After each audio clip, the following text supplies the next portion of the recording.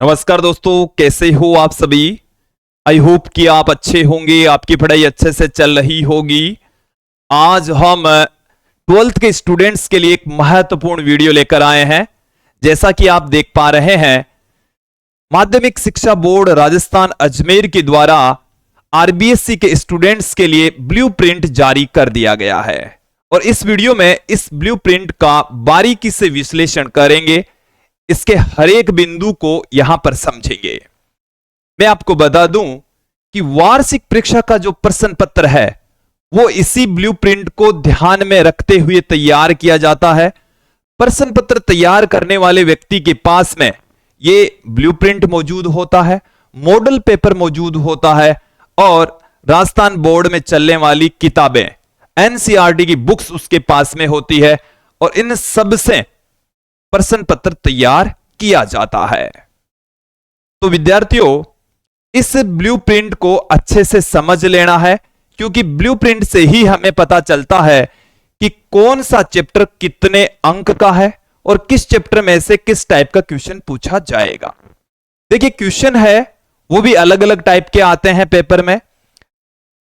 एबेसेडे वाले, जिसे हम मल्टीपल चॉइस क्वेश्चन बोलते हैं, एमसीक्यू वाले क्वेश्चन बोलते हैं, फिल इन द ब्लैंक्स वाले, रिक्त स्थान वाले प्रश्न। इसके बाद में अति लघुत्रात्मक प्रश्न, वेरी शॉर्ट आंसर टाइप के क्वेश्चन पूछे जाते हैं। लघुत्रात्मक प्रश्न भी पूछे जाते हैं। दीर्घ उत्तरीय प्रश्न पूछे जाते हैं। निबंधात्मक प्रश्न पूछे जाते हैं। तो कौन से चैप्टर में से निबंधात्मक प्रश्न आएगा, किस चैप्टर में से न्यूमेरिकल क्वेश्चन आएगा, कहां से फिल इन द ब्लैंक्स वाला क्वेश्चन आएगा, वो आज के इस वीडियो में आप समझ पाएंगे, अच्छे से जान पाएंगे। विद्यार्थियों, यदि आप हमारे YouTube चैनल पर नए हैं तो चैनल को सब्सक्राइब कर लीजिए, साथ में बेल आइकन भी दबा दीजिए ताकि आपको आगे की वीडियोस की नोटिफिकेशन मिलती रहे। बिना किसी देरी के इस प्रश्न पत्र की योजना का शुभारंभ करते हैं, ब्लूप्रिंट का विश्लेषण स्टार्ट करते हैं। माध्यमिक शिक्षा बोर्ड राजस्थान के द्वारा ब्लूप्रिंट 2025-26 जारी कर दिया गया है। सभी विषयों का जारी कर दिया गया है, लेकिन मैं आपको फिजिक्स का ब्लूप्रिंट यहां पर समझाने जा रहा हूं। हम आपको बता दें कि कक्षा 12 भौतिक विज्ञान में जो प्रश्न पत्र है उसमें आपको 3 घंटे और 15 मिनट का समय मिलेगा और इस 3 घंटे और 15 मिनट में आपको पेपर 56 नंबर का सोल्व करना होगा। देखिए, 56 नंबर का वार्षिक परीक्षा का प्रश्न पत्र होता है। 14 नंबर के 17 अंक भेजे जाते हैं और 30 अंक के प्रैक्टिकल होते हैं। कुल मिलाकर जो फिजिक्स का पोर्शन है वो 100 अंक का होता है। आपकी जो मार्कशीट होगी उसमें फिजिक्स 100 अंक की होगी और वो ऐसे 3 भागों में डिवाइड होगी। वार्षिक परीक्षा का प्रश्न पत्र 56 अंक का, 14 नंबर के 17 अंक होंगे और 30 नंबर का प्रैक्टिकल होगा। तो आज इस वीडियो में हम इसी 56 नंबर का विश्लेषण करने वाले हैं। देखिए विद्यार्थियों, ये जो प्रश्न पत्र है इसके 5 भाग हैं। इस प्रश्न पत्र के कितने भाग हैं? 5 पार्ट हैं। ज्ञान, अवबोध, ज्ञानोपयोग, कौशल और विश्लेषण। कितने भाग हैं? 5 पार्ट हैं। इन सभी भागों को बारीकी से यहां पर देखेंगे। देखिए, पहला जो भाग है वो ज्ञान, दूसरा जो भाग है वो है अवबोध, तीसरा ज्ञानोपयोग, चौथा कौशल और 5वां विश्लेषण। ज्ञान से संबंधित 17 अंक के क्वेश्चन पूछे जाएंगे, अवबोध से रिलेटेड 17 अंक के क्वेश्चन पूछे जाएंगे और ज्ञानोपयोग 12 अंक के और कौशल और विश्लेषण पर आधारित 5-5 अंक के क्वेश्चन पूछे जाएंगे। कुल मिलाकर 56 अंक के क्वेश्चन पूछे जाने हैं। इनको प्रतिशत में कन्वर्ट करेंगे तो ये इस हिसाब से कन्वर्ट हो जाएंगे। अब हम यहां पर बात करते हैं कि ज्ञान में कैसे प्रश्न होंगे। कि 17 अंक तो है और कोई भी कक्षा 10 का या कक्षा 12 का बालक ये नहीं समझ पाता कि ज्ञान में कैसे क्वेश्चन आते हैं, अवबोध में कौन से क्वेश्चन होंगे या कौशल में कौन से क्वेश्चन होते हैं। चलिए उन्हीं का ही विश्लेषण करते हैं। सबसे पहले मैं आपको बताने वाला हूं ज्ञान। देखिए ज्ञान के मैंने कुछ पार्ट बना दिए हैं। ज्ञान में आपको देखिए सीधे सीधे क्वेश्चन पूछे जाएंगे। साल भर आपने जो पढ़ा, जो आपकी मेमोरी में पहले से फीड है, दिमाग पर अतिरिक्त बोझ डालने की जरूरत नहीं है, दिमाग लगाने की ही आवश्यकता नहीं है। जो आपको याद है सीधा सीधा आपको लिखना है। ये सारे के सारा जो पार्ट है वो ज्ञान का पार्ट है और इसमें कुल मिलाकर 17 अंक के क्वेश्चन पूछे जाएंगे। ज्ञान से संबंधित कितने क्वेश्चन होंगे? 17 अंक के क्वेश्चन होंगे। अवबोध से रिलेटेड भी 17 अंक के क्वेश्चन होंगे। ज्ञान उपयोग से रिलेटेड भी 12 नंबर के। यहां से कितने अंक के क्वेश्चन पूछे जाने हैं? 12 अंक के क्वेश्चन पूछे जाने हैं। सबसे पहले मैं बात करता हूं ज्ञान। तो देखिए ज्ञान में आपको क्या पूछा जा सकता है? सीधी डेफिनेशन पूछी जा सकती है, सीधी परिभाषा कि विद्युत फ्लक्स किसे कहते हैं, विद्युत फ्लक्स किसे कहते हैं, ऐसे सीधी डेफिनेशन पूछी जाएगी। तो वो है ज्ञान में। वो किसमें है? ज्ञान की श्रेणी में होगा। विस्थापन धारा किसे कहते हैं? तो सीधी डेफिनेशन हो गई। द्रव्यमान स्थिति किसे कहते हैं? तो सीधी जो डेफिनेशन है वो ज्ञान की श्रेणी में आएगा। इसके साथ में सीधा कोई फॉर्मूला पूछ ले, सीधा आपको केवल और केवल सीधा सूत्र पूछ ले कि स्वप्रेरण गुणांक का सूत्र लिखिए, संयुक्त सूक्ष्मदर्शी की आवर्धन क्षमता का सूत्र लिखिए। केवल सीधा सीधा प्रश्न पूछा जाए कि सूत्र लिखिए। आइंस्टीन का प्रकाश विद्युत समीकरण लिखिए। सीधा सीधा प्रश्न पूछा जाए और आप सीधा सीधा अपने दिमाग में जो फीड है, अतिरिक्त जोर डालने की जरूरत नहीं है, सीधा सीधा आप उसका सूत्र लिख देते हैं। तो वो आएगा ज्ञान में। इसके अलावा आपको मात्रक या विमा भी पूछे जा सकते हैं। कई ऐसे टॉपिक होते हैं जैसे विद्युत फ्लक्स है, विद्युत द्विध्रुव आघूर्ण है, चुंबकीय फ्लक्स है, स्वप्रेरण गुणांक है, अनोन्य प्रेरण गुणांक है। इनके मात्रक विमा काफी महत्वपूर्ण है। ऐसे भी क्वेश्चंस आपको पूछे जा सकते हैं। अपसलन नोट का मात्रक विमा पूछा जा सकता है। विद्युत धारिता का मात्रक या विमा पूछी जा सकती है। तो जो सीधा सीधा मात्रक विमा है वो भी आपको पूछे जा सकते हैं। एक है इसमें प्रतीक, कि प्रतीक चिन्ह भी हम पढ़ते हैं। जैसे मैं आपको बताऊं कि पीएन संधि डायोड का प्रतीक चिन्ह हम पढ़ते हैं। एक पीएन संधि डायोड का प्रतीक चिन्ह बनाइए। इसके अलावा जैसे मैं बात करूं, प्रतीक चिन्ह तो हमारे सिलेबस में और भी हैं, बट वो ज्यादा महत्वपूर्ण नहीं है।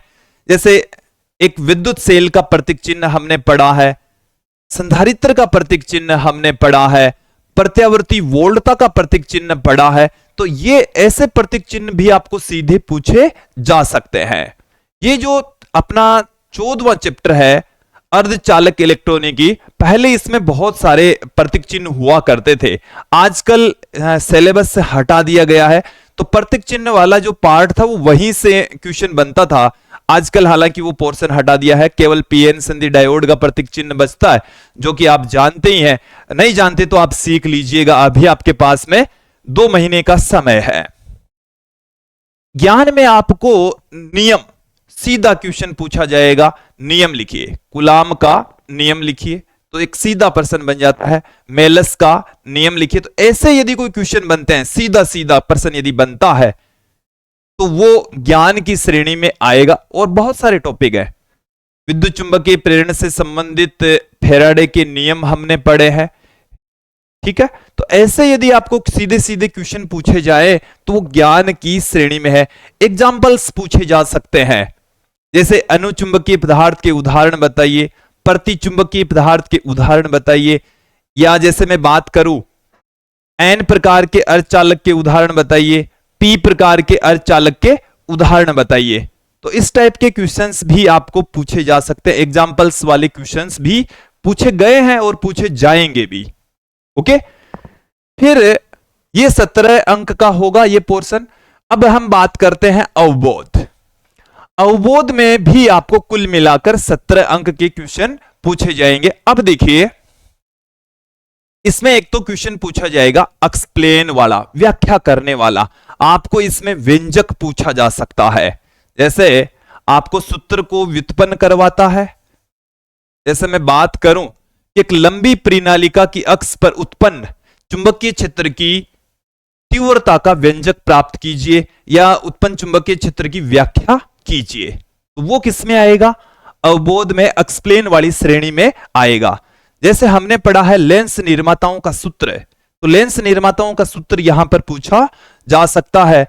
प्रिज्म द्वारा प्रकाश का अपवर्तन का फॉर्मूला पूछा जा सकता है। संयुक्त सूक्ष्मदर्शी की आवर्धन क्षमता का फॉर्मूला पूछा जा सकता है। साथ में मैं बात करूं, 7वां जो चैप्टर है अपना प्रत्यावर्ती धारा वाला, इस चैप्टर में कुछ हम प्रत्यावर्ती परिपथों का विश्लेषण करते हैं। और वो जो प्रत्यावर्ती परिपथ है, जब शुद्ध प्रतिरोध लगा हो, शुद्ध प्रेरकत्व लगा हो, शुद्ध संधारित्र लगा हो या एल, सी और आर तीनों जुड़े हो, तो उन स्थितियों में हमारे को विश्लेषण करवाता है, एक्सप्लेन करवाता है, तो वहां पर इस टाइप के क्वेश्चन पूछे जा सकते हैं। बाद में देखिए तुलना। तुलना में आपको अंतर वाले क्वेश्चन पूछे जा सकते हैं। जैसे मैं बात करूं व्यतिकरण और विवर्तन में क्या अंतर होता है, व्यतिकरण और विवर्तन में अंतर बताइए। तो व्यतिकरण और विवर्तन में अंतर बहुत बार पहले भी पूछा जा चुका है और आने वाले समय में भी पूछा जा सकता है। ऐसे ही बहुत सारे क्वेश्चन बनते हैं, जैसे पी प्रकार के अर्धचालक और एन प्रकार के अर्धचालक में अंतर बताइए। इसके अलावा जैसे मैं बात करूं, चुंबकत्व के आधार पर पदार्थों का वर्गीकरण हमने किया है। अनुचुंबकीय पदार्थ, लोह चुंबकीय पदार्थ, प्रति चुंबकीय पदार्थ, इनमें अंतर बताइए। ये वाला जो प्रश्न है वो आगे भी मैं आपको समझाऊंगा कि तुलनात्मक वाले प्रश्न वहां पर भी पूछे जा सकते हैं। तो तुलनात्मक वाले क्वेश्चन यहां पर पूछे जा सकते हैं। देखिए कुछ क्वेश्चन ऐसे भी होंगे जिसमें आपको कारण पूछा जाएगा, जिसमें आपको क्या पूछा जाएगा, प्रश्न आपको दिया हुआ होगा कि ऐसा होता है, इसका कारण बताइए, ये किस कारण से होता है, क्यों होता है, उसका आपको जवाब देना होगा। ठीक है। देखिए प्रकाश में प्रकाश मिलाने पर अंधकार उत्पन्न हो सकता है, इसका कारण आपको पूछ लिया जाए तो वहां पर आपको कारण बताना होगा। आ गई बात समझ में। इसके अलावा जैसे मैं आपको बात बताऊं कि रदरफोर्ड मॉडल परमाणु के स्थायित्व को नहीं समझा पाया, समझाइए क्यों नहीं समझा पाया, कारण बताइए। ओके, तो ऐसे क्वेश्चन यहां पर पूछे जा सकते हैं। इसके अलावा जैसे संक्षिप्त में वर्णन, कि टॉपिक लंबा चौड़ा है, वैसे ऐसे क्वेश्चन भी बहुत कम पूछे जाते हैं, लेकिन यदि पूछ लिया जाए तो कैसा क्वेश्चन होगा उसके बारे में लंबी चौड़ी जानकारी है, बट आपको संक्षिप्त में पूछा जाए। जैसे ट्रांसफार्मर में ऊर्जा हानियां, हम ट्रांसफार्मर में ऊर्जा हानियां पढ़ते हैं, लेकिन आपको यह कहा गया है कि संक्षिप्त में बताइए, तो आप सीधा सीधा बताएंगे कि कुंडलियों के प्रतिरोध की वजह से होता है, फ्लक्स सरण के कारण से होता है, शिथिल्य ऊर्जा हानि होती है। तो इस तरीके से सीधे सीधे आप रीजन बताएंगे, तो वो संक्षिप्त में बताना हो गया। एक और महत्वपूर्ण पार्ट है आकृति पर आधारित प्रश्न, और आजकल जो पेपर बन रहे हैं ये इनके ऊपर आधारित आने लगे हैं। ये जो बिंदु है वो काफी महत्वपूर्ण है। आपकी जो पाठ्य पुस्तक है उसमें बहुत सारे डायग्राम है, एग्जाम्पल्स में भी हैं, वैसे भी डायग्राम्स आपको दिए हुए होते हैं और क्वेश्चंस में भी आपको डायग्राम्स दिए हुए होते हैं। तो उन जो डायग्राम है, आकृतियां बनी हुई है, उन पर आधारित क्वेश्चन पूछे जा सकते हैं। पहले चैप्टर में से पूछे जा सकते हैं, दूसरे चैप्टर में से पूछे जा सकते हैं। इसके अलावा देखिए आकृतियों पर आधारित जो क्वेश्चन है वो एक 6वें चैप्टर से अवश्य बनता है, हर साल बनता है। कि चुंबकीय क्षेत्र में से किसी लूप को बाहर निकालें या लूप अंदर प्रवेश करता है तो उसमें प्रेरित धारा की डायरेक्शन आपको पूछी जा सकती है। लूप आपके पास में है, चुंबक को आप गति करवा रहे हैं, प्रेरित धारा की दिशा आप ज्ञात कीजिए। तो ऐसे जो प्रश्न है वो 6वें चैप्टर में है, विद्युत चुंबकीय प्रेरण वाले चैप्टर में है। तो यहां से आकृतियों पर आधारित प्रश्न भी पूछे जा सकते हैं। अब मैं तीसरा ज्ञानोपयोग वाला पार्ट है जिसमें से 12 अंक के प्रश्न पूछे जाएंगे। अब देखिए इसमें क्या होगा, ज्ञान और ज्ञानोपयोग में क्या डिफरेंस है। इसमें आपको सीधा सीधा सूत्र लिखना, मात्र लिखना है, नियम लिखना है। अब उन्हीं को अप्लाई करना पड़ेगा। यहां पर क्या करना पड़ेगा, उनको अप्लाई करना पड़ेगा। न्यूमेरिकल क्वेश्चन आपको यहां पर पूछे जा सकते हैं, कोई प्रयोग है उस पर आधारित क्वेश्चन पूछा जा सकता है। सूत्रों का प्रयोग करोगे तो वही न्यूमेरिकल क्वेश्चन हो गया। ठीक है, तो न्यूमेरिकल क्वेश्चन वाला जो पोर्शन है वो है ज्ञानोपयोग, जो कि अधिकतम 12 अंक का होगा। जो कि अधिकतम कितने अंक का होगा? 12 अंक का। विद्यार्थी मैं आपको बता दूं कि मैंने इस साल का जो मॉडल प्रश्न पत्र है उसको देखा है, उसको देखने पर यह पता चल रहा है कि इस साल डायग्राम पर आधारित क्वेश्चन ज्यादा पूछे गए हैं और न्यूमेरिकल क्वेश्चन भी उसमें ज्यादा से ज्यादा मौजूद है। हर साल 5-6 अंक के न्यूमेरिकल है, लेकिन विद्यार्थियों इस साल हमें न्यूमेरिकल क्वेश्चन के ढंग से तैयारी करनी पड़ेगी, बारीकी से तैयारी करनी पड़ेगी, क्योंकि जो मॉडल पेपर है उसमें बहुत सारे न्यूमेरिकल डाले गए हैं, डायग्राम वाले क्वेश्चंस डाले गए हैं। ठीक है, तो मॉडल पेपर का हल भी हम नेक्स्ट वीडियो में देखेंगे। अभी हम ब्लूप्रिंट का विश्लेषण देख रहे हैं। तो सूत्रों का प्रयोग या न्यूमेरिकल प्रयोग पर आधारित जो क्वेश्चन है वो ज्ञानोपयोग की श्रेणी में आएंगे और वो 12 अंक के होंगे। कितने अंक के होंगे? 12 अंक के होंगे। ओके, कहां कहां से पूछे जाएंगे इसकी भी हम आने वाले समय में चर्चा करने ही वाले हैं। कौशल और विश्लेषण ये 5-5 अंक के होने वाले हैं। कौशल पर आधारित जो क्वेश्चन है वो 5 अंक के, विश्लेषण पर आधारित जो क्वेश्चन है वो भी 5 अंक के होंगे। ये भी कितने अंक के होंगे? 5 अंक के होंगे। देखिए, कौशल में आपको डायग्राम पूछा जा सकता है। मैंने देखा मॉडल प्रश्न पत्र में कि अर्धतरंग दिष्टकारी अक्ष को पहचानिए और बढ़ाइए, इसका चित्र बढ़ाइए। तो अर्धतरंग दिष्टकारी का चित्र पूछा जा सकता है, पूर्ण तरंग दिष्टकारी का चित्र पूछा जा सकता है, साथ में जैसे ट्रांसफार्मर का चित्र पूछा जा सकता है। तो अलग अलग चित्र पूछे जा सकते हैं। तो डायग्राम सीधा आकृति बनाना या चित्र का निर्माण आपको करवा सकता है। इसके अलावा ग्राफ पढ़ना या ग्राफ बनाना वो कौशल की श्रेणी में आएगा। कई बार क्वेश्चन दे देते हैं V और I के बीच में ग्राफ दे देते हैं, एक तरफ V दे दिया, एक तरफ I दे दिया, और वहां पर हमें प्रतिरोध का मान पूछ लेते हैं। क्वेश्चन हमने देखा कि निरोधी विभव और आवर्ती के बीच में ग्राफ दे रखे हैं, उस ग्राफ में पूछ लिया किस धातु की आवर्ती कम है, किस धातु की आवर्ती ज्यादा है। तो ग्राफ वाले क्वेश्चन भी पूछे जा सकते हैं, प्रूफ वाले क्वेश्चन भी यहां पर पूछे जा सकते हैं। तो ये सब कौशल की श्रेणी में आएगा। हालांकि ये 5 अंक का ही पोर्शन है, लेकिन काफी महत्वपूर्ण है।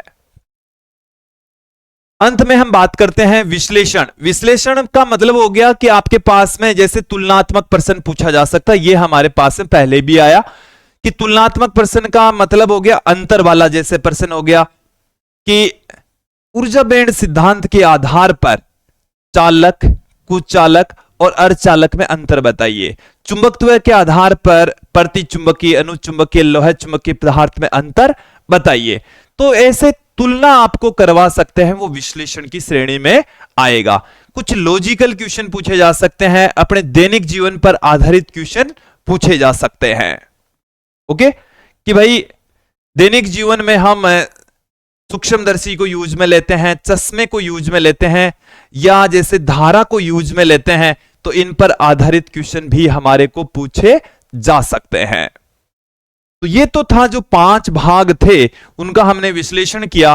वैसे ये वाला पोर्शन आप तक पहुंच गया होगा, नहीं पहुंचा है तो आपको मैं उपाय बताऊंगा कि आप ब्लूप्रिंट कहां से प्राप्त कर सकते हैं। आप हमारे साथ में लास्ट तक यूं ही बने रहिए। देखिए विद्यार्थियों, बहुविकल्प एमसीक्यू जो प्रश्न है वो 18 क्वेश्चन पूछे जाएंगे। एक प्रश्न है आधे अंक का, कुल मिलाकर 9 अंक के क्वेश्चन पूछे जाएंगे। रिक्त स्थान वाले question, fill in the blanks वाले क्वेश्चन है वो 10 पूछे जाएंगे, ये भी आधा अंक का 5 अंक के पूछे जाएंगे। अति लघुतरात्मक वेरी शॉर्ट आंसर टाइप के 10 क्वेश्चन होंगे, प्रत्येक 1 अंक का, कुल मिलाकर ये 10 अंक के पूछे जाएंगे। लघुतरात्मक प्रश्न ये भी 10 होंगे, 1.5 नंबर का होगा, 15 नंबर के पूछे जाएंगे। दीर्घ उत्तरीय 3 प्रश्न पूछे जाएंगे, प्रत्येक प्रश्न 3 अंक का, कुल मिलाकर 9 अंक के होंगे। और निबंधात्मक जो प्रश्न है वो 2 होंगे, 4 अंक के होंगे, कुल मिलाकर 8, और टोटल मिलाकर हमें 56 अंक का पेपर मिलने वाला है। इसमें कोई बड़ी बात नहीं, इसमें कोई दिक्कत नहीं होनी चाहिए। पर यहां पर इन जो प्रश्न है यहां पर आपको हर एक पर्सन में अथवा मिलने वाला है, तो 5% में, कुल मिलाकर कितने पर्सन में, 5% में आपको अथवा में क्वेश्चन मिलेगा, एक और ऑप्शन मिलेगा, जिससे आपके थोड़ी सुविधा रहेगी, आसानी रहेगी। अब देखिए चैप्टर वाइज अंकों का विभाजन है। अब जो पहले और अब की जो फिजिक्स है उसमें थोड़ा सा बदलाव आ चुका है विद्यार्थियों। पहले जो स्थिर विद्युत की वाला जो पार्ट था, विद्युत धारा वाला जो पार्ट था, वो ज्यादा अंकों का हुआ करता था। बट अब देखिए क्या हो गया है, यहां पर पहला चैप्टर केवल 4 अंक का है विद्यार्थियों, दूसरा 3 अंक का, तीसरा 3 अंक का।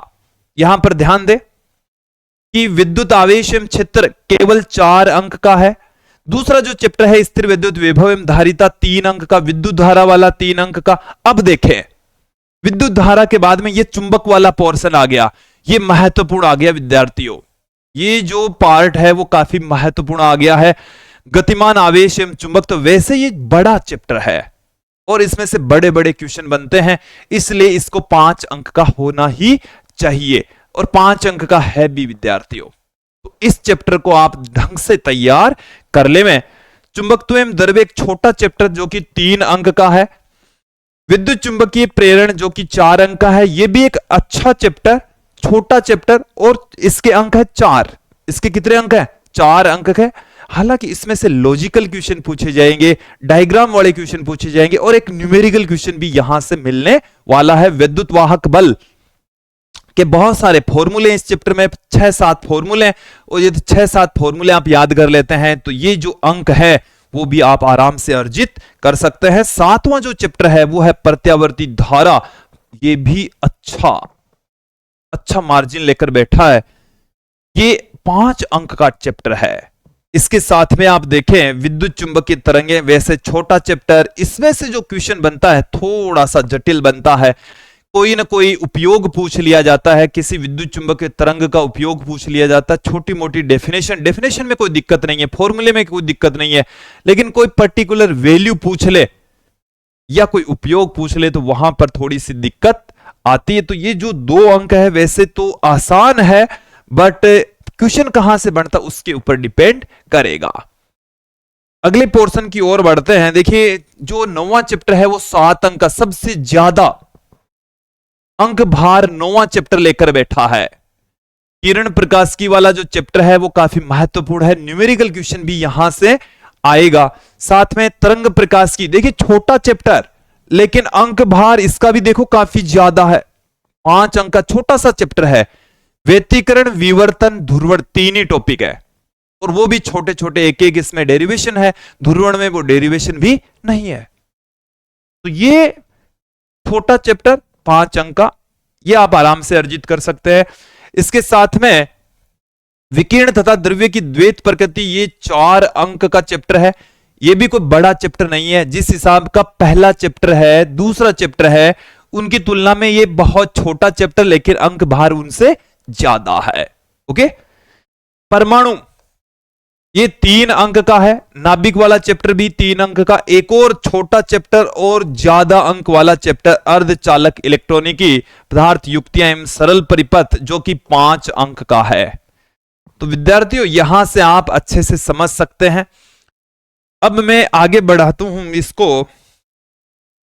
ये हमारे पास में प्रश्न पत्र का संपूर्ण ब्लूप्रिंट दे रखा है, कौन से चैप्टर में से कितने कितने अंक का क्वेश्चन पूछा जाएगा। हालांकि ये हो सकता है कि आपको यहां पर दिखाई ना दे, क्योंकि बहुत छोटे छोटे अक्षर छपे हुए हैं। आप इस पीडीएफ प्राप्त करें और वहां से देखें। देखिए इसमें बारीकी से विश्लेषण किया हुआ है कि ज्ञान में से जो क्वेश्चन है, हमने आपको बताया कि 17 अंक के क्वेश्चन पूछे जाएंगे। अवबोध में से 17 अंक के क्वेश्चन पूछे जाएंगे। ज्ञानोपयोग में से भी 17 अंक के क्वेश्चन पूछे जाएंगे। कौशल में से 5 अंक और विश्लेषण में से भी 5 अंक। अब यहां पर देख लेते हैं कौन से चैप्टर में से कितने कितने अंक का क्वेश्चन आएगा। मैंने अलग से इसको तैयार कर दिया है।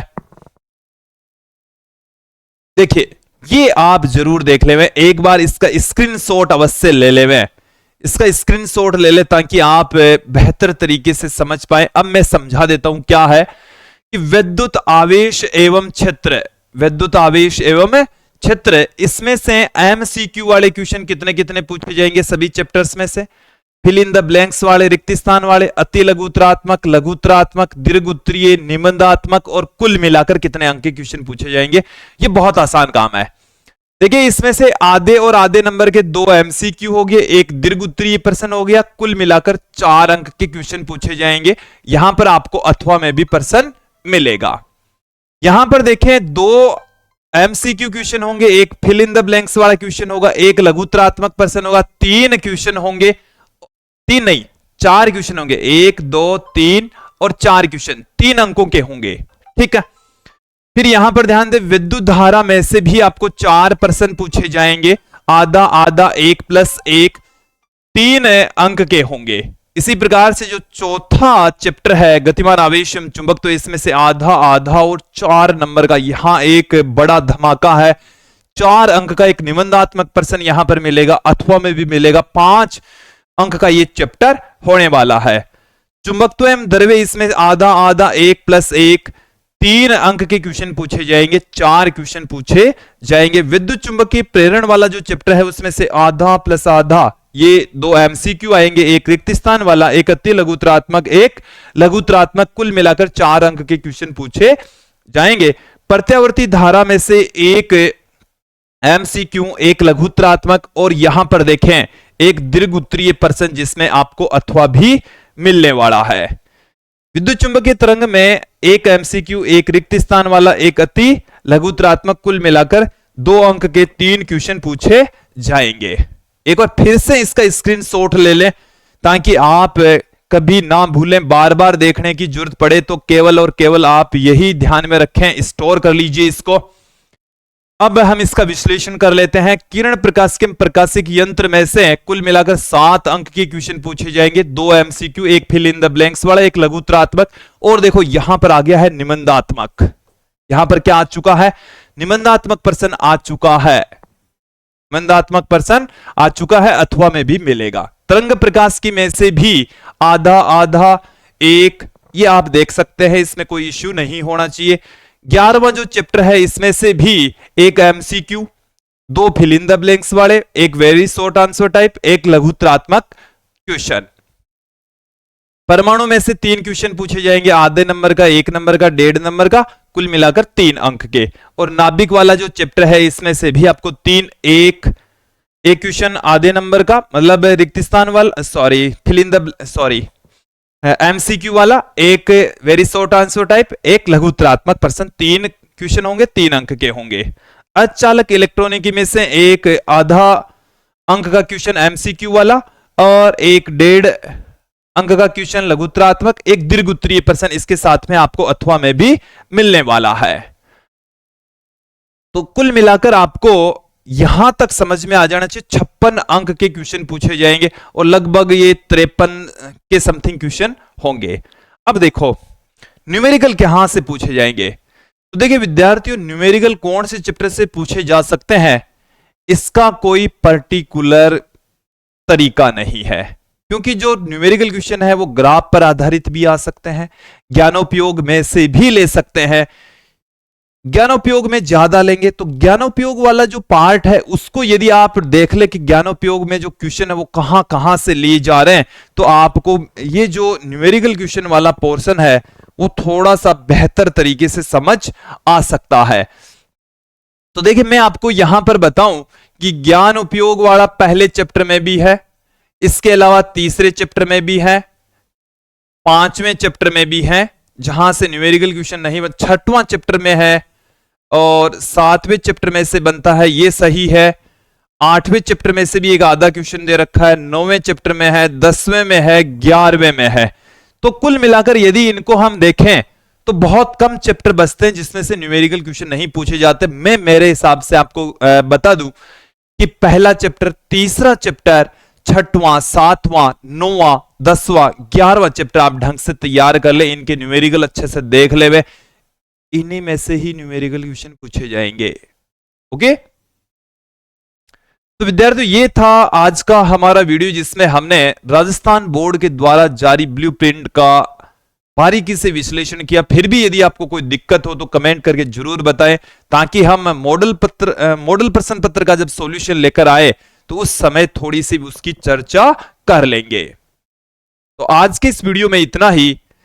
मैं आपको बता दूं कि आप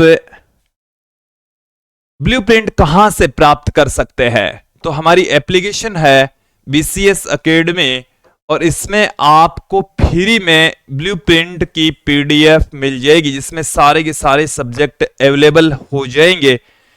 ब्लूप्रिंट की लिंक मैंने इस वीडियो की डिस्क्रिप्शन में भी दे रखी है। इसके साथ में आप हमारे इन नंबर पर व्हाट्सएप करके भी एप्लीकेशन की लिंक प्राप्त कर सकते हैं।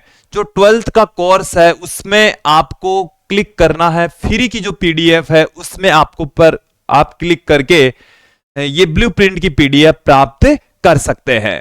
आज के इस वीडियो में इतना ही। धन्यवाद दोस्तों।